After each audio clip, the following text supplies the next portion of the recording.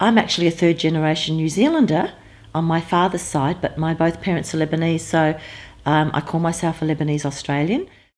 Thinking about environmental issues hasn't been big for me, I have to admit. For me and for all of my community, the water message definitely got across. We know there's no rain, we know there's a lacking in water, so most of us are water aware. But to be honest, you hear the message on TV, you hear about climate change, you hear about all these environmental groups and greenies, and it's just, you're aware of it and you think, oh, that's for other people. My big change of life was a project called Arabic GreenTown, which was a energy, water and waste environmental sustainability project in a local government area, City of Moreland, and it was such, because I come from a welfare background, it was such a learning curve for me. I had to go to training sessions, and I did the training with people that I employed to assess people's homes, and it just changed my life. I didn't realise how bad my habits were and how little things can make such a difference to the environment.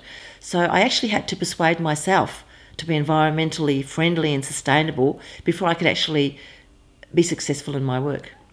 This is my son Simon, who's my favourite man in the world, and I suppose I use a lot more water because of Simon.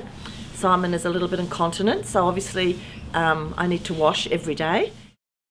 I have done at least 14 things to my own home and to our own personal life. So I actually encourage my children and ourselves to have the 4-minute shower. The downlights, which are the bane of my life now that I realise how much energy they use. I have lamps in the corner of all our rooms now instead of the downlights at night. Culturally, in terms of our culture, we have a huge hospitality tradition where people can walk into our house and we have lots of drink and food that we can feed them. So I do have 2 fridges and a freezer and a 3rd fridge, which is off at the moment, but I'm aware that in winter that fridge doesn't need to be used. I do not used to use so much drink, so I will turn off my large drink fridge and use a much smaller fridge outside. Well, being Lebanese and from the Middle East, it's very cultural for us to actually wash in running water.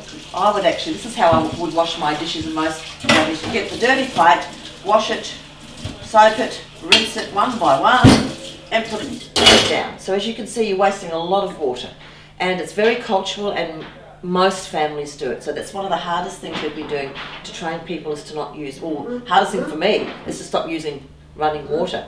So I had a dishwasher that was broken for 2 years sitting here, but just because I had a hole in the kitchen. So I actually decided that I would go and actually buy a new dishwasher, and I'd train myself not to wash like that, but to actually stack the dishwasher, and every second day do a load of washing in the dishwasher. So I think I'm saved, and I actually am so proud of myself. My last water bill actually came down to the proper $155, I think it was. So it's my first water bill. So I've actually got, and I'm very proud of myself. I'm running around telling everybody and they think I'm a wanker. So that's really good. I actually talk about environmental issues much more than I ever thought I would. I don't want to say I'm turned into a greenie, because I don't think I have yet, but I'm a bit worried that I am going to. Because it just creeps up on you when you really know the facts. You realise that the message actually creeps up on you, and you start wanting to preach and tell other people. And I'm trying to find a way to do it without putting people offside, and to do it in a nice way that they will take it on board.